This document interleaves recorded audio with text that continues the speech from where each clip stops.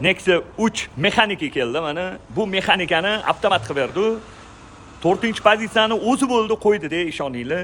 Radnoyim, nimalar qo'yildi bunga? Gentle avtomat korobka qo'yildi, ikkita granata qo'yildi, tormoz pedal, shaxta qo'yildi. Yaxshi, Abduvohid, mana avtomat korobka. Bu metanga, mana metanda qanaqa yuradi? Xuddi shunaqa yuradimi? Xuddi shunaqa, birga. Zavod bo'ladi. Zavod bo'ladi. Xo'p. Tablo nima bo'ldi? Tablo o'ziniki qoldi, elektronnik. Elektronniy bo'ldi. Xo'p, mana zavod qo'yapmi? Ko'rsatadimi endi? Ha, yo'q. Zadni neytralga de. Qo'yilman lekin. Yaxshi, Radnoyim Zolotoyim yaqini. Mana sizlar ham olib kelmoqchi bo'lsanglar, pastga egalarning nomerini yozib qoldiramiz. Bemalol aloqaga chiqib, qanaqa bo'ladi, nima bo'ladi deb so'rasanglar, o'sha ma'lumotlarni olasizlar. Keyin yana bitta narxi, Abdi Captiva ham kelibdi, Abduvohid. Nima bo'lyapti bu Radnoyim Zolotoyim yaqini? Mexanika edi, avtomat korobka uстановка qilib beryapmiz. Qachon bitadi bu xudo xolisi? Dushanba kuniga. Yaxshi.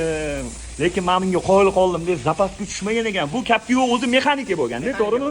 Hozir 4-pozitsiya bo'lib ketyapti. polni to'r bo'lyapti. Mexanika mashinalar bo'lsa olib kelinglar, pastga egalarning nomerini yozib qoldiraman. Shunda alo desanglar, xudo xolisa narxlarni aytishadi, kelishib olasizlar. Bosinglar. Abduhol Iston.